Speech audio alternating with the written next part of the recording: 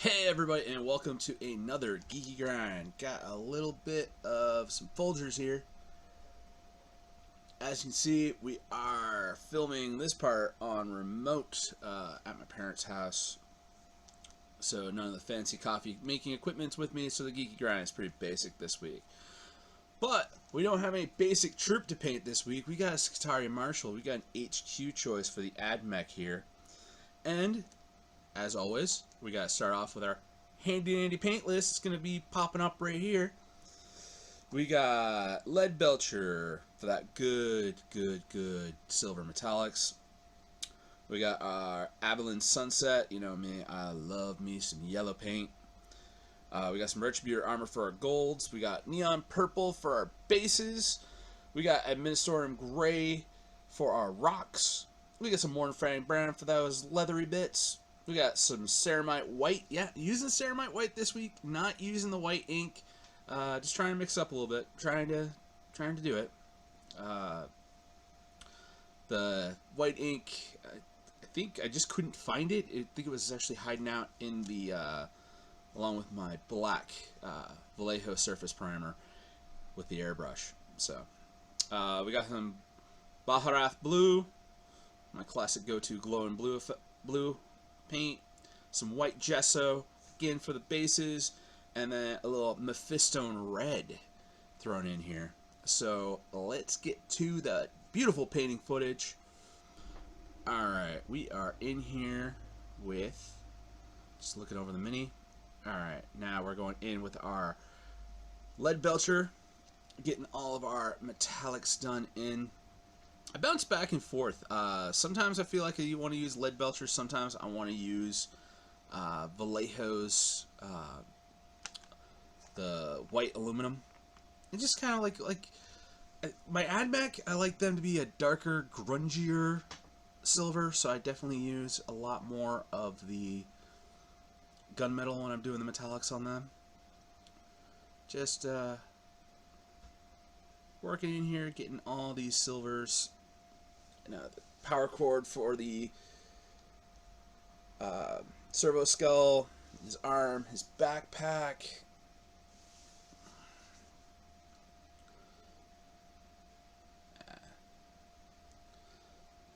Well, I feel like I need to do something special for this backpack, because the backpacks have just been kind of basic on my ad mech. They just kind of blend back in. I don't really have anything to make them look really cool, but again, ad mech are pretty easy. You just kind of like silver all of the metal, and kind of call it good at that point. I think they're a heck of a lot easier than the Necrons to paint. Then again, I haven't really painted Necrons yet, but I've watched a lot in preparation for when I finally get all the Imperium magazine and I do that whole army in a weekend. I've been watching a lot of that, and it just, there's none of the capes, there's none of the fleshy bits you gotta do.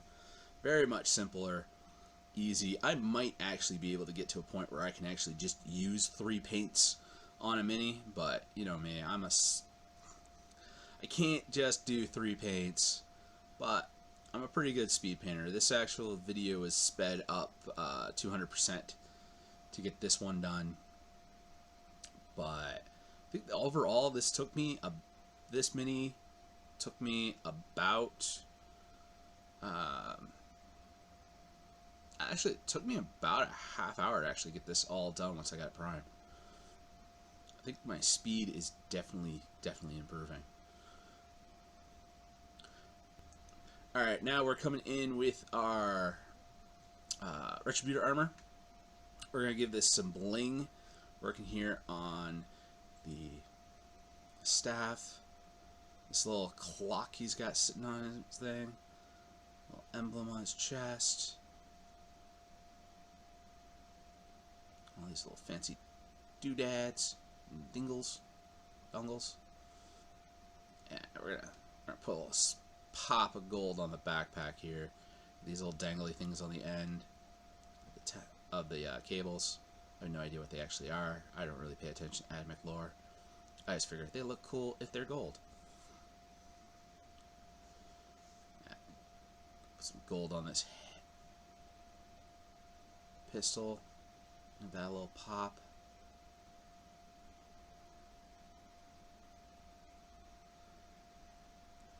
Nice little headdress thing he's got going on here. I really got to figure out what that is.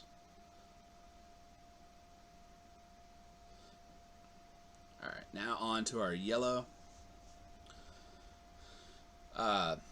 Okay, there's a story about why my admech all are wearing yellow cloth, and it's actually tied into it. Actually, the story of how I got into Warhammer 40k was I'd been on like a binge reading of H.P. Lovecraft and a bunch of other stuff, and I really became interested in the idea of Hastur from the King in Yellow.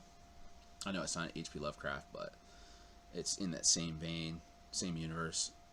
So when I was doing my D&D campaign a couple of years back, back in 2018, I had this idea of having like the mechanical people on my D&D world all like worshipping Hastur, so they were all like wearing yellow robes, and I needed to get some mechanical people minis, and I was actually into one of the gaming stores here in Maine, which is Citadel Games in Bangor. Keep wanting to call them Game Citadel in Bangor, but they're not. They sell Game Citadel products, but it's the reverse. So I was in there. I bought an AdMech starter for 8th edition, and ended up putting all the minis together, painting them all up. And that was my first set of Warhammer minis. I had them for the D&D campaign, and then found out about Kill Team, started playing Kill Team, so all my AdMech are this cool yellow paint job I came up with to give them all of these flowing yellow robes. Alright, getting a little edge highlight in there on the edge of that cape.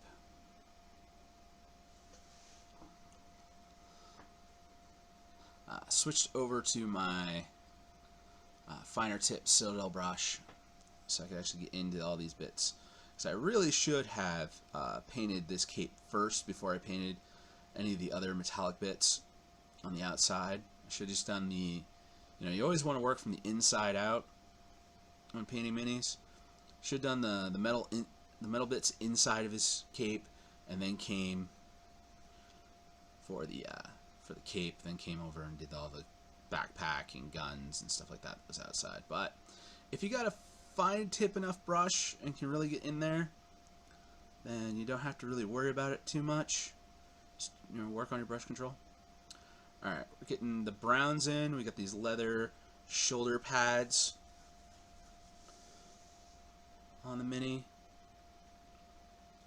Just gonna leather these up. I really like how that brown and yellow goes together.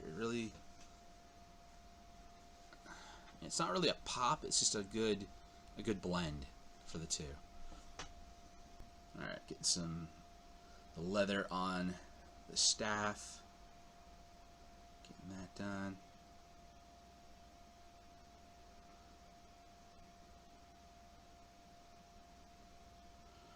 And I really like these wooden handles I got. It's just, I originally used them as painting sticks. I just used double-sided tape or poster tack to set my minis on. They were like 3 feet long, and then me and my dad just took the cut-off saw and whacked them down to these 6-inch links so I could easily work with them. Alright, and this is where we're using some of that oh, we got paint that's not listed on here. We got Wraithbone I'm in here with. Ooh, okay. So I know I didn't put it in the paint list, but you can use any bone color you want to use to get the servo skull. And of course, gonna make our rocks stand out, so we're getting that Administratum Grey on our rocks. Give them a nice stony color.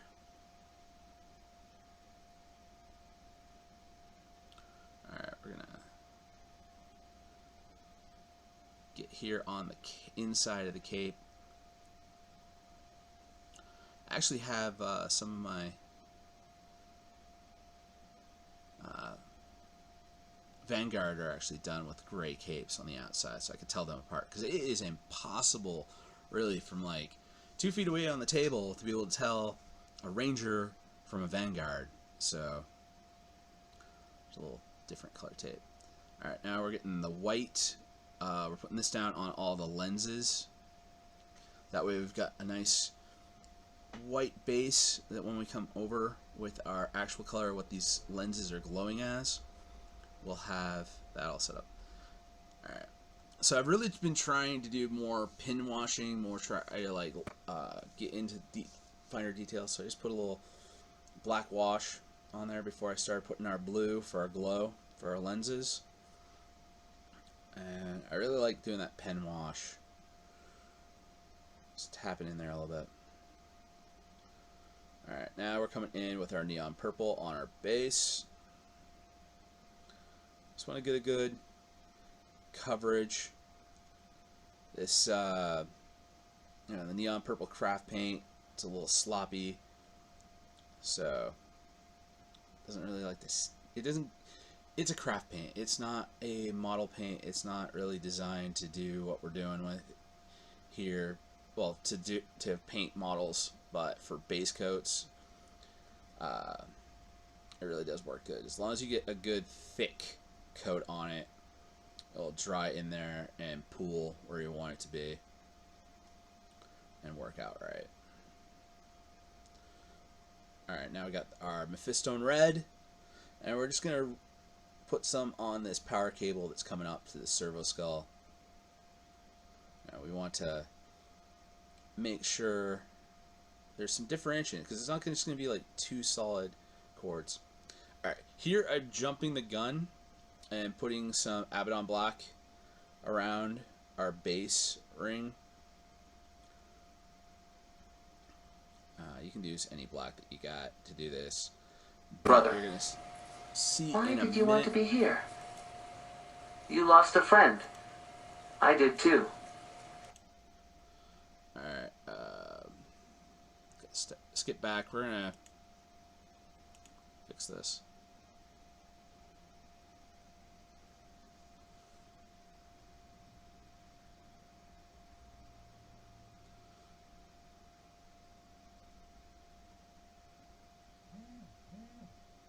Alright, now I shouldn't have done that black base ring, because now I'm coming in with my dry brush and my gesso and hitting the base, the rocks with it, and we're gonna have just a little bit of that white is gonna get down onto my black, and it's going to aggravate me, and it's gonna make me have to go back through and retouch it up later. See, right there, right under the brush, that's where I messed up. Starting to get white down there, so you always want to save that black base ring for the very last step, because you're not going to have that crisp. That side's nice and crisp. The other side's got a big all over it. And we're putting over on this side too, probably. But I love these makeup brushes. They're cheap. They're from the Dollar Tree. Yeah, work perfect for doing base coats. Part of me is like, you really got to start building your base before you do this. Alright, now we're coming over with our black wash. I'm going to go over all of our metallics and browns. I'll try to leave away all the bright colors. Just hit it on all your dark colors. Your shiny bits are going to get dingy and dirty. When I first started painting minis, I just kind of dunked them into the wash and then just set them on the table and let them dry. But it was... yeah, that's a really good for a really dark, dingy, dirty minis, but I like mine to have some variation to the wash.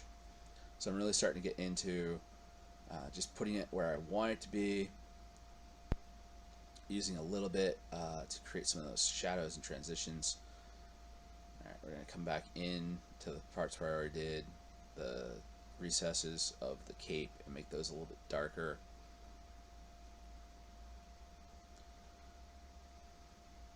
Just darkening everything out.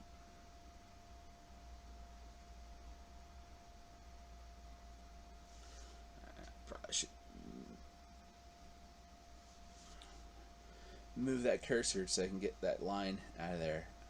Now it's real amateur hour over here, but I'm still learning. Alright, now we're coming back in with our Abaddon Black. We're just going to retouch up this base frame where we got that overbrush with the gesso. The over dry brush. Just working our way around the ring. And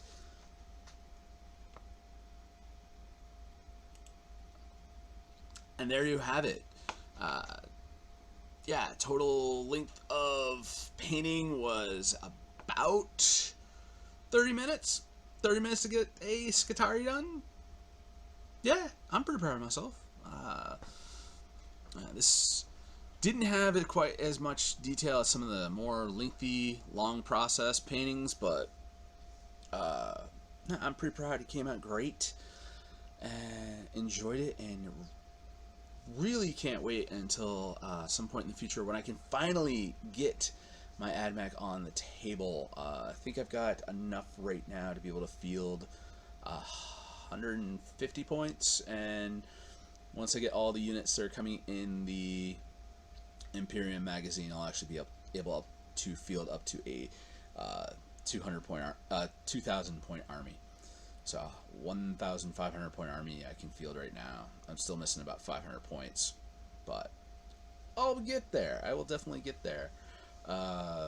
Really would love to get some Cerberus Raiders at some point, but you know, wedding, expenses, drove to Maine when the gas prices are incredibly huge, so it's a pain. I'm not going to have any cash really to spend on anything in the near future, and I'm just going to, you know, keep riding out the Imperium magazine and get my 3 model kits a month, plus extra paints, and enjoy painting those. So those are what we're pretty much going to see for a while.